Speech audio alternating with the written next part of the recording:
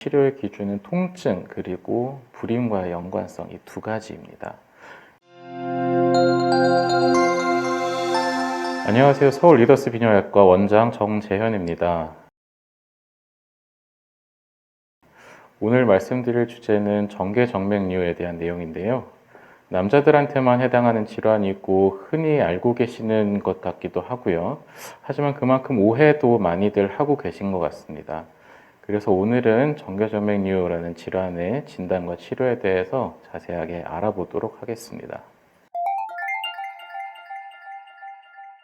정계라는 것은 이제 부위를 뜻하는데요. 고환 위쪽에서 배 쪽으로 분포되어 있는 작은 구조물을 얘기하고 그 고환 위에서 나오는 정맥들이 엉키고 부풀어져서 혈류가 역류하거나 오랫동안 교통이 정체되는 등의 장애를 일으키는 것을 정계정맥류라고 합니다. 정맥의 흐름에 장애가 생기는 원인은 다양한데요.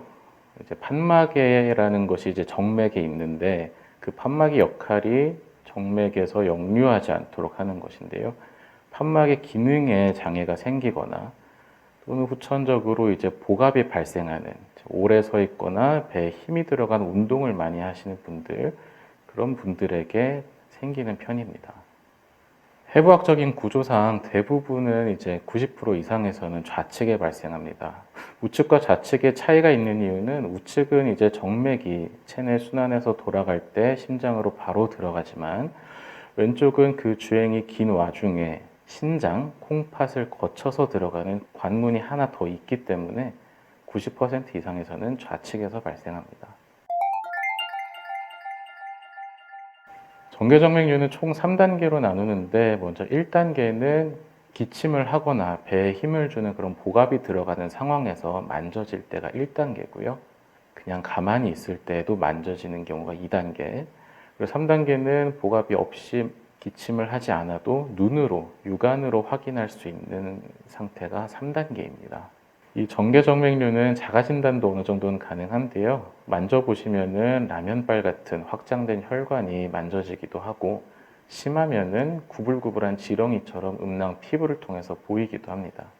많이 진행된 경우에는 고환이 이제 위축되면서 좌측에 있던 경우에는 우측 정상 고환보다 상대적으로 크기가 감소하기도 하고요.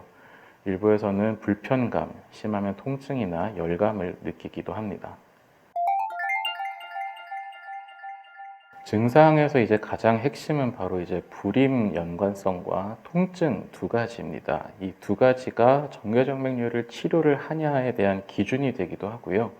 이 워낙 중요한 부분이기 때문에 뒤에서 조금 더 자세히 다룰 거고, 자가진단 이후에 정확한 진단은 병원에 오시면 도플러 초음파로 진단을 하게 됩니다. 도플러 초음파를 비춰보게 되면은 혈류와 또 이제 역류하는 곳을 파악할 수 있게 되고요. 그것을 통해서 정확하게 진단을 하고 또 한편으로는 통증 때문에 방문하신 분들 같은 경우에는 다른 질환인 부고환염이나 고환염전 같은 것들을 감별 진단을 할 수 있습니다. 이제 혈관의 흐름이 원활하지 못해서 교통에 정체가 생기거나 역류가 생기면 그쪽에서 이제 온도가 조금 상승하기 마련인데요. 들어보셨겠지만 남자들은 어릴 때부터 아래쪽을 시원하게 해라, 끼는 바지 입지 말아라 하는 데는 다 이유가 있습니다. 온도가 다소 낮은 상태에서가 정자가 가장 건강하게 생성되고 유지될 수 있는 상태인데 아무래도 온도가 조금 올라가면 그 정자의 건강이 다소 떨어지게 됩니다. 그리고 정맥이라는 것이 원래 이제 체내를 순환하고 돌아오는 구조물이기 때문에 거기에 쌓여있는 노폐물에 노출되는 시간도 길어지면서 아무래도 정자의 건강에 영향을 미치게 되고요. 그렇기 때문에 정계정맥류를 진단받으시는 분들은 정자 검사를 꼭 해보시는 것이 매우 중요합니다. 우리나라에서 이제 불임에서 원인으로 가장 큰 지분을 차지하고 있는 것이 바로 정계정맥류이기도 하니까요. 가장 흔하게 받는 질문인데요. 아까 말씀드린 것처럼 치료의 기준은 통증 그리고 불임과의 연관성 이 두 가지입니다. 예를 들어서 내가 진단은 받았지만 통증이 전혀 없어서 불편함이 없고 정자 검사를 해봤을 때도 정자가 아주 건강하다면 그럼 당장 치료할 필요가 없습니다. 몇 가지 예를 들어보면 이해하기가 아주 쉬우실 겁니다. 32세 남자분이 이제 신혼인데 내원을 하셨어요. 이제 정교정맥류 3단계 진단을 받으셨는데 그동안 통증이 없어서 몰랐다가 이번 기회에 진단을 받았고, 그래서 정자 검사를 했을 때 정자가 건강하다면 비록 3단계로 심하지만 이분은 지금 당장 치료해야 될 분은 아닙니다. 먼저 임신을 통해서 자녀 계획이 끝나고 난다면 그 뒤에 추적으로 정기검진을 하면서 치료가 필요한지 지켜봐도 무방을 하고요. 그렇다면 21세 남자분이 정교정맥류 1단계 혹은 2단계로 진단을 받았다면 예방적으로 수술을 해야 될까요? 그렇지는 않습니다. 남자분들의 적게는 10명 중에 1명, 많게는 이제 5명 중에 1명이 무증상으로 정교정맥류를 가지고 있는데요. 이 정교정맥류가 불임으로 진행할 것이라는 근거가 없기도 하고, 심지어 이제 불임이 된다고 하더라도 하루아침에 진행하는 것은 아닙니다. 그렇기 때문에 예방적으로 1단계에 불과한데 미리 수술할 필요는 없고요. 주기적인 검진을 하게 됩니다. 다만 이분이 일상생활이 안 될 정도로 통증이 심하거나 정자 검사 결과에서 이미 정자의 소견이 안 좋아지고 있는 것이 확인됐을 때는 당연히 수술적인 치료를 고려하는 것이 맞겠습니다. 이제 생활에 지장을 줄 만한 큰 통증이 있거나 정자 소견이 안 좋을 때는 치료를 고려하게 되는데요.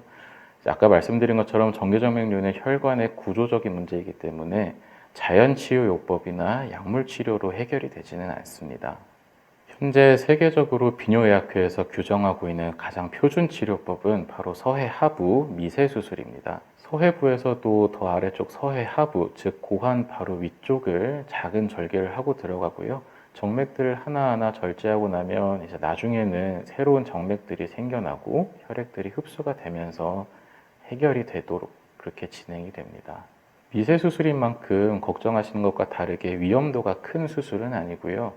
대학병원에서처럼 전신마취나 2박 3일 입원 치료를 하진 않고, 저희 서울 리더스 비뇨의학과에서는 하반신 마취 혹은 수면 마취만을 통해서 당일 입퇴원을 하게 됩니다. 수술 부위는 샤워를 다음 날부터 하실 수 있고, 자가 관리만 하신다면 안전하게 관리하실 수 있습니다.